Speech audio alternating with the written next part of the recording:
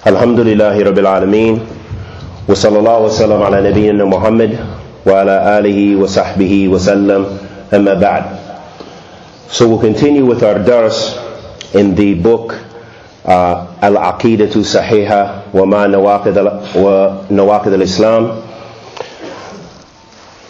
by Sheikh Abdulaziz bin Baz rahimahullah ta'ala. Qala Sheikh rahimahullah ta'ala, after he continuing where we left off, he was talking about the asas of Aqidah and Aqidah Sahiha, and talking about the pillars of Islam, with the first pillar, of course, being in the Arkan Sitta, being Al-Iman Billah subhanahu wa ta'ala.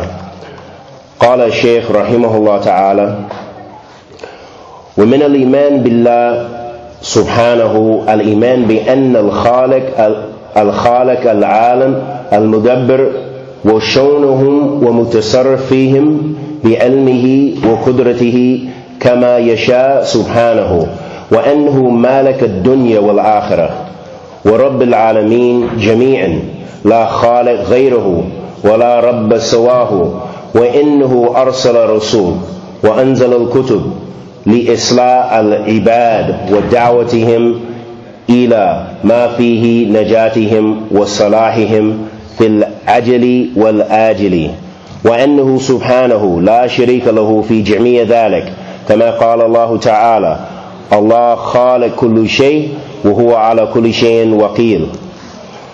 So the Shaykh mentioned, rahimahullah ta'ala, he said, and also from the pillars of Iman, or from Iman Billah subhanahu wa ta'ala, which is the first pillar as we mentioned, is that we have Iman, that we believe that Allah subhanahu wa ta'ala is the creator of everything, and that He is the planner and the one who plans all of our affairs and all of our umur.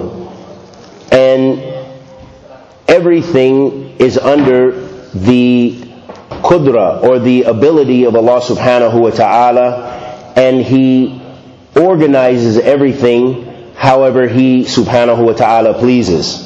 And Allah subhanahu wa ta'ala is also the Malik, Al-Malik, He is the owner of the dunya and the akhirah, and He is the Rabbil Alameen Jami'an. He is the Lord of everything and everyone. And Allah subhanahu wa ta'ala sent the messengers, and He revealed the books. The reason He revealed the books and He sent the messengers, of course, was to call the people back to the worship of Him and Him alone. Because that is our purpose, as Allah subhanahu wa ta'ala has made clear to us in the ayah where He says, وَمَا خَلَقْتُ الْجِنَّ وَالْإِنسِ إِلَّا لِيَعْبُدُونَ. And in this regard, Allah subhanahu wa ta'ala, as the Shaykh is mentioning, Allah subhanahu wa ta'ala makes clear for us our purpose in this dunya, and that all of our affairs return to Him, and that He is the provider and sustainer of us. Then the Shaykh goes on to say, وَقَالَ اللَّهُ سُبْحَانَهُ وَتَعَالَى فِي كِتَابِهِ الْكَرِيمِ إِنَّ رَبَّكُمُ اللَّهُ الَّذِي خَلَقَ السَّمَوَاتِ وَالْأَرْضِ فِي سِتَّةِ أَيَّامٍ ثُمَّ اسْتَوَى عَلَى الْعَرْشِ يغشي الليل النهار يطلب حثيث والشمس والقمر والنجوم مسخرات بأمره ألا له الخلق والأمر تبارك الله رب العالمين.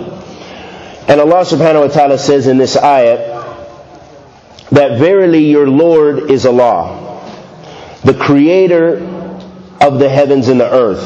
And He created the heavens and earth in 6 days. Then He ascended above His throne.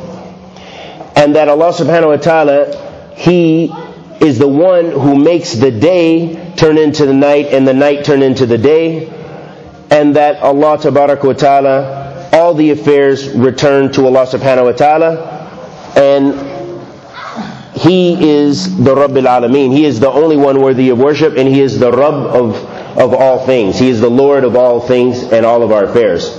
وقال الشيخ رحمه الله تعالى ومن الإيمان بالله أيضا الإيمان بأسمائه الحسنى وصفاته العليا الواردة في كتابه العزيز والثابتة عن رسوله الأمين من غير تحريف ولا تعتيل ولا تعتيل ولا تكيف ولا تمثيل بل يجب أن تمر كما جاءت بلا كيف مع الإيمان بما دلت عليه من المعاني العظيمة التي هي أوصاف لله عز وجل يجب وصفه بها على الوجه اللائق به من غير أن يشابه خلقه في شيء من صفات كما قال الله تعالى ليس كمثله شيء وهو سميع بصير وهو سميع البصير. So the Shaykh went on to say that also from believing in Allah subhanahu wa ta'ala, this first great pillar of Iman, is that we have belief in Allah subhanahu wa ta'ala's al-asma'i wa sifat, and Allah subhanahu wa ta'ala's names and attributes, His divine names and attributes. And we already mentioned the other aspects of Tawheed in the previous dars when we mentioned that Tawheed is of three categories or three types: Tawheed al-Uluhiyya, wa Tawheed al-Rububiyyah, wa Tawheed al-Asma'i wa Sifat. And Tawheed al-Rububiyyah, meaning Allah subhanahu wa ta'ala is the Rabbil Alameen. And Tawheed al-Uluhiyya, meaning all ibadah, all worship goes to Allah subhanahu wa ta'ala. And the third category the Shaykh is getting into, that Allah subhanahu wa ta'ala has divine names and attributes that belong solely to Him, and that His creation does not share in His sifat, nor do they resemble. Then the Shaykh went on to say that the sifat of Allah subhanahu wa ta'ala that are mentioned in the Quran and mentioned in the Sahih Sunnah of the Prophet sallallahu alaihi wasallam, that these sifat, al-asma'i wa sifat, we do not distort their meaning. We accept the meaning of those sifat and names of Allah subhanahu wa ta'ala the way in which they came in the Quran and the Sunnah. That we cannot change the meaning to fit our desires. Nor can we distort the meanings or negate the meanings of Allah subhanahu wa ta'ala. Nor do we ask how Allah subhanahu wa ta'ala does something. For example, Allah subhanahu wa ta'ala says, Ar-Rahman ala arsh istawa, that Allah subhanahu wa ta'ala ascends above the throne. As a mu'min, we don't say how does Allah subhanahu wa ta'ala ascend above the throne. So it's not permissible for us to ask how Allah subhanahu wa ta'ala does something, but we accept simply as it came in the Nusus, as it came in the Quran and in the Sunnah of the Prophet sallallahu alaihi wasallam. So we don't ask how, and we don't make a example or make a comparison between Allah subhanahu wa ta'ala and His creation.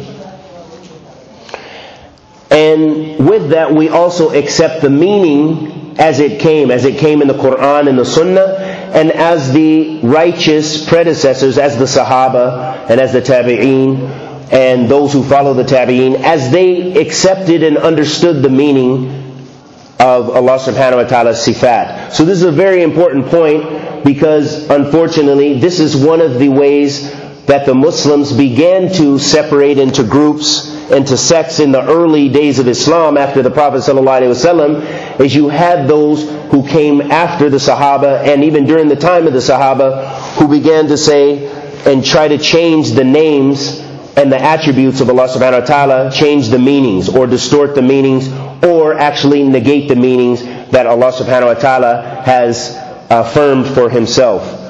And then Allah tabarak wa ta'ala mentioned in the ayat, that the Shaykh used the ayat of Allah subhanahu wa ta'ala, where Allah says, لَيْسَ كَمِثْلِهِ شَيْءٌ وَهُوَ السَّمِيعُ الْبَصِيرُ, where Allah subhanahu wa ta'ala says that there is nothing like Allah subhanahu wa ta'ala. There's لَيْسَ كَمِثْلِهِ شَيْءٌ, there's nothing like Him.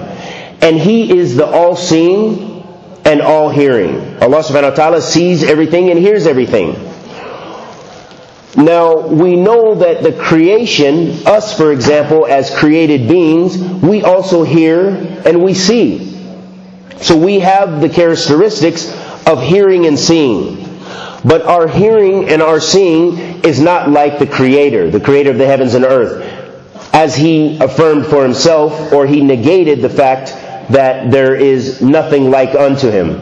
So we know that as created beings that we have characteristics, but our characteristics are distinguished from our Creator. There's no way we can make a comparison. As Allah subhanahu wa ta'ala hears everything and sees everything. Nothing is hidden from Him subhanahu wa ta'ala.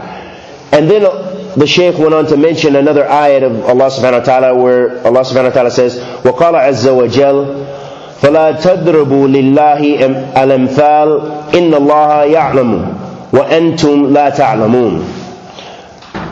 Allah subhanahu wa ta'ala says that do not make an example similar to Allah subhanahu wa ta'ala. Don't make any resemblance to Allah subhanahu wa ta'ala or any type of comparison. And verily Allah, He knows and you do not know. So again, this affirms for us the characteristic that Allah subhanahu wa ta'ala is the all-knowing. That Allah subhanahu wa ta'ala knows everything. But we're limited in our knowledge. We only know what Allah subhanahu wa ta'ala has given us knowledge of in His creation, which is very limited. Whereas Allah subhanahu wa ta'ala's knowledge is infinite. Then the Shaykh went on to go and say something very important, which lets us know that this is the belief of Ahl Sunnah. The Shaykh, قال الشيخ رحمه الله تعالى, وهذه هي عقيدة أهل السنة والجماعة من أصحاب رسول الله صلى الله عليه وسلم وتابعين لهم بإحسان، وهي التي نقلها الإمام أبو حسن الأشعري رحمه الله في كتابه المقالات عن أصحاب الحديث وأهل السنة، ونقلها غيره من أهل العلم والإيمان. So the Shaykh went on to say that this is the belief of Ahl Sunnah. This is the Aqidah. This is the creed of Ahl Sunnah wal Jama'ah. And of course the first group being Ahl Sunnah. Ahl Sunnah began with who? Began with the Sahaba of Rasulullah sallallahu alaihi wasallam. So the Sahaba, they're the beginning of Ahl Sunnah. They are Ahl Sunnah. They're the asas of the Jama'ah. And with that, their belief and the belief of the tabi'een, those who follow them, is that we affirm the things Allah subhanahu wa ta'ala affirmed about Himself as far as His asma'i wa sifat in the Quran, and in accordance with the Sahih Sunnah of the Prophet sallallahu alaihi wasallam. So we accept Allah subhanahu wa ta'ala's asma'i wa sifat as they came in the Quran and the Sunnah, in the authentic Sunnah, those hadith which have proven to be authentic. We affirm them. As the Prophet ﷺ made clear for us in an authentic hadith, قال النبي صلى الله عليه وسلم ينزل ربنا تبارك وتعالى كل ثلث الليل الآخر إلى السماء الدنيا. So the Prophet ﷺ said in this authentic hadith that Allah subhanahu wa ta'ala descends to the lowest heaven every last third of the night. So we, as believers in Allah subhanahu wa ta'ala, and as those who believe in the akhbar of the Prophet sallallahu alaihi wasallam and what the Prophet sallallahu alaihi wasallam came with, we affirm that. We don't ask how. We don't ask how did Allah subhanahu wa ta'ala, or how does Allah subhanahu wa ta'ala descend in the last third of the night. We don't ask these questions. To ask those things is going away from the Sunnah of the Prophet ﷺ, because the Sahaba didn't ask this. And the Tabi'een didn't ask this. They accepted the Nusus, they accepted the Quran and the Sunnah as it came. And they didn't try to change the meaning. They didn't say, well, if Allah subhanahu wa ta'ala affirms for Himself that He has hands, it means that He has power. No. They didn't change the meanings. They didn't try to give it a new tafsir. They went with the Quran and the Sunnah as it came in its apparent meaning, and as the Sahaba understood it, and as they got their understanding from who? From the Prophet sallallahu alaihi wasallam, who was the best teachers, alayhi salatu wassalam. So then the Shaykh also mentioned that this was the belief of some of the Imams of the past, like Imam Abu Hasan al-Ash'ari rahimahullah ta'ala, and that he mentioned this in his book which was entitled Maqalat an Ashab al-Hadith wa Ahl Sunnah. That this was a collection, a book related to Aqidah that Imam Abu Hasan al-Ash'ari rahimahullah ta'ala had collected and had written, and that this book was an explanation of the creed of Ahl Sunnah, and that in it he also related that many of the Imams of the Salaf, many of the original, the companions and the Tabi'een, that they held this belief as well. That they believed in accepting the Qur'an and the Sunnah as it came regarding the Asma wa Sifat of Allah subhanahu wa ta'ala. The Shaykh went on to say, وقال الشيخ رحمه الله تعالى وقال وليد بن مسلم رحمه الله سئل مالك وأوزاعي وليث ابن سعد وسفيان الثوري رحمه الله تعالى عن الأخبار الواردة في صفات فقالوا جميعا أمروها كما جاءت بلا كيف. طيب. So the Shaykh went on to say that Walid ibn Muslim rahimahullah ta'ala, one of the earlier scholars, he said Imam Malik and Imam Awza'i wa Layth ibn Sa'ad wa Sufyan al-Thawri, these were all tabi'een, they were all followers of the companions of the Prophet ﷺ and great scholars and imams in Islam. They were all asked about the sifat of Allah subhanahu wa ta'ala that were mentioned in the Qur'an and the Sunnah. And they all responded by saying, we accept those sifat as they came. As they came what? They came in the Qur'an and the Sunnah. And we don't ask how. We don't ask the meaning. We don't try to ask how and how regarding those meanings. If Allah subhanahu wa ta'ala says that He ascends above His throne, we don't ask how does He ascend. And if the Prophet ﷺ mentioned that Allah subhanahu wa ta'ala descends to the lowest heaven in the third of the night, in the last third of the night, we don't ask how does He descend. How could He descend in China when it's night and it's day in America? We don't ask these questions. So this is the point, and this is how the Salaf, this is how the righteous predecessors, how they understood the Nusus, how they understood the evidences from the Qur'an and the Sunnah. وقال أوزاعي رحمه الله كنا وتابعون متوافرون نقول إن الله سبحانه على عرشه ونؤمن بما ورد في سنة من الصفات. So Imam Awza'i rahimahullah ta'ala, and he was in the time of the Tabi'een, he said, and he was with the Tabi'een, meaning the followers of the companions radiyallahu anhum ajma'een, and there was a lot of them at this time. They were widespread. There was a lot of them living. And he said that we used to say that Allah subhanahu wa ta'ala is over the throne, and we believe in that in the way it came in the Sunnah, as far as that sifat of that Allah subhanahu wa ta'ala rose above His arsh. That we believe in it as it came in the Qur'an and the Sunnah. وَلَمَّا سُئِلَ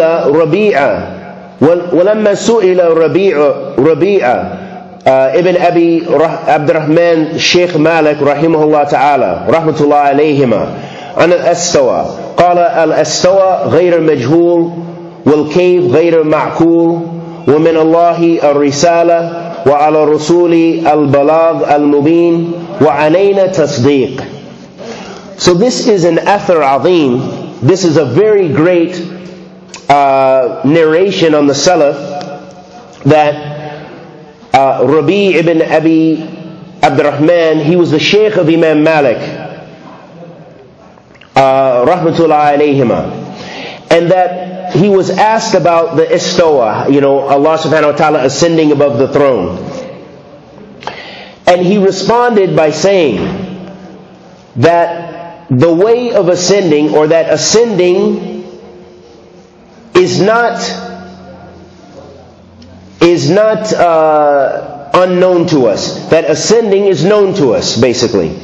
and that the how He ascends is incomprehensible. We don't comprehend how Allah subhanahu wa ta'ala ascends. So we don't even ask these questions. How does Allah subhanahu wa ta'ala rise above His throne? How does He ascend to the lowest heaven? We don't ask these questions. And that Allah subhanahu wa ta'ala, the message is from Allah subhanahu wa ta'ala, and His messengers were sent, and the Prophet ﷺ was sent to give us the message and make the message clear, and it is upon us to believe in that. That's all that we're asked to do. All we're responsible to do is believe in the Quran and the Sunnah, and of course practice it. But it's not upon us to ask the kayfiyah, to ask how in relation to Allah subhanahu wa ta'ala's sifat. When the Prophet ﷺ mentioned in an authentic hadith that Allah subhanahu wa ta'ala laughs at the people, at the person who basically is martyred in the cause of Allah subhanahu wa ta'ala, and the one who martyrs him was in fact a disbeliever. Then he becomes a believer, he accepts Islam after he killed the Muslim in disbelief. He was a disbeliever, he killed the Muslim, and the Muslim died a shaheed, and then this man becomes a Muslim and he dies shaheed. Allah subhanahu wa ta'ala laughs at this person. He laughs meaning that Allah subhanahu wa ta'ala is happy in regards to this. So we don't ask, we don't describe, we don't try to explain or ask how does Allah subhanahu wa ta'ala laugh, but rather we accept it as the Prophet ﷺ mentioned in that authentic hadith. So the point being that we accept the nusus as they came when it comes to Allah subhanahu wa ta'ala's names and attributes. Then the Shaykh went on to mention وروي هذا المعنى عن المؤمنين سلمة رضي الله عنها وقال إمام أبو عبد الرحمن عبد الله بن مبارك رحمة الله عليه قال نعرف ربنا سبحانه بأنه فوق سمواته على عرشه بائن من خلقه. So Imam Abu Abdurrahman Abdullah bin Mubarak rahmatullah alayh, he said, and he was one of our Salaf, from the first 3 generations. He said, we know that our Lord subhanahu wa ta'ala, that He is above the heavens. We know this. And that He is above His throne. And that He is separate from His creation. Meaning that we accept again the nusus as they came from Allah subhanahu wa ta'ala, and as they came from the Prophet ﷺ, as the Prophet ﷺ mentioned in the authentic hadith about Allah subhanahu wa ta'ala's al-asma'i wa sifat. Then the Shaykh went on to say, I'll make ikhtisar of what he's saying, kind of summarize briefly. We'll continue on this last little bit. Shaykh bin Baz rahimahullah ta'ala said, وَكُلُّ مَنْ خَالَفْ أَهْلَ السُّنَّةِ فِيمَا أَعْتَقِدُ فِي بَابِ الْأَسْمَاءِ وَصِفَاتِ فَإِنَّهُ يَقَعَ وَلَا بُدْ فِي مُخَالَفَةِ الْأَدِلَّةِ النَّقْلِيَّةِ وَعَقْلِيَّةِ مع التناقض الواضح في كل ما يثبته وينفيه. So the Shaykh went on to say that anyone who goes against the understanding, the belief of Ahlus Sunnah wal Jama'ah with regards to understanding the names and attributes of Allah subhanahu wa ta'ala, then for sure they're going against the evidences of the Quran and the Sunnah, and even the evidences that we derive from being thinking individuals. So they're going against the nusus, going against the text of the Quran and the authentic Sunnah of the Prophet ﷺ, and they're also going against the aql. They're going against what we derive from our intellect. And by going against the nusus, going against the text, they are going against that which is thabit, that which has been affirmed, and what they affirm that goes against the Quran and the Sunnah is falsehood. Then the Shaykh said, أما أهل السنة والجماعة فأثبتوا لله سبحانه ما أثبته لنفسه في كتابه الكريم أو أثبته له رسوله محمد صلى الله عليه وسلم في سنته الصحيحة إثبات بلا تمثيل، وننزهه سبحانه عن مشابهات خلقه تنزيل بريء من التعتيل. So the Shaykh went on to say that Ahl Sunnah, that we affirm those Asma'i wa Sifat in the same way that Allah subhanahu wa ta'ala affirms about Himself, and that the Prophet sallallahu alaihi wasallam affirmed about Allah subhanahu wa ta'ala in the Sahih Sunnah, in the texts that are proved to be Sahih, that we affirm in the same way that Allah subhanahu wa ta'ala affirms, and we don't negate those Asma'i wa Sifat or change their meaning, but rather, or make a comparison with Allah and His creation, but rather we accept it as it came in the Kitab wa Sunnah. And that anyone who goes against this, they are bringing about falsehood, and that their belief is false and going against Kitab wa Sunnah. And the last thing, I'll just briefly sum up as the Shaykh mentioned. وقال الشيخ رحمه الله تعالى قال الأئمة منهم نعيم بن حماد الخزاعي شيخ البخاري قال من شبه الله بخلقه كفر، ومن جهد ما وصف الله به نفسه فقد كفر، وليس فيما وصف الله به نفسه ولا رسوله تشبيه. فمن أثبت لله تعالى ما وردت به الآيات الصريحة والأخبار الصحيحة على وجه الذي يليق بجلال الله، ونفى عن الله تعالى النقائص فقد سلك سبيل الهدى. So the Shaykh ended this chapter by saying that the Imams from before, and from them, meaning he mentioned Na'im ibn Hamad al-Khazai, who was one of the scholars of Imam Bukhari. And Imam Bukhari, I think all of us are familiar with. I'm sure most every household that has any that believes in the importance of the religion, they almost always have some at least familiarity with Sahih al-Bukhari. And so Imam Bukhari, the Shaykh of Imam Bukhari, said that whoever tries to make a resemblance with Allah subhanahu wa ta'ala, tries to make a resemblance between Allah and His creation, that they have disbelieved. The person who says that Allah is like this in His creation, Allah resembles a person like this. If a person says this, that this is kufr, this is disbelief. And whoever negates Allah subhanahu wa ta'ala's sifat, or negates and out of arrogance rejects what Allah subhanahu wa ta'ala has affirmed for Himself, and that the Prophet sallallahu alaihi wasallam has affirmed in his authentic sunnah, that if a person rejects this, that this is also disbelief. For example, if Allah subhanahu wa ta'ala mentions that He has hands, and the person says, no, He doesn't have hands, then this is disbelief, because he's rejecting the ayats of Allah subhanahu wa ta'ala. Or if someone says, as Allah subhanahu wa ta'ala says, Ar-Rahman ala arsh istawa, that Ar-Rahman, the most merciful, that He ascended above His throne. That if a person says, no, He doesn't ascend above His throne, that this is kufr, because they are rejecting what Allah subhanahu wa ta'ala has affirmed for Himself. So the Shaykh was mentioning that this is kufr if the person rejects the ayats of Allah subhanahu wa ta'ala, or if they reject what the Prophet sallallahu alaihi wasallam was sent with regards to anything, but especially with the sifat of Allah subhanahu wa ta'ala, that which has been affirmed as affirmed or sahih sunnah of the Prophet sallallahu alaihi wasallam. And that we affirm Allah subhanahu wa ta'ala's sifat, His divine names and attributes, in the way that He does, without any kind of naqs, or saying that His sifat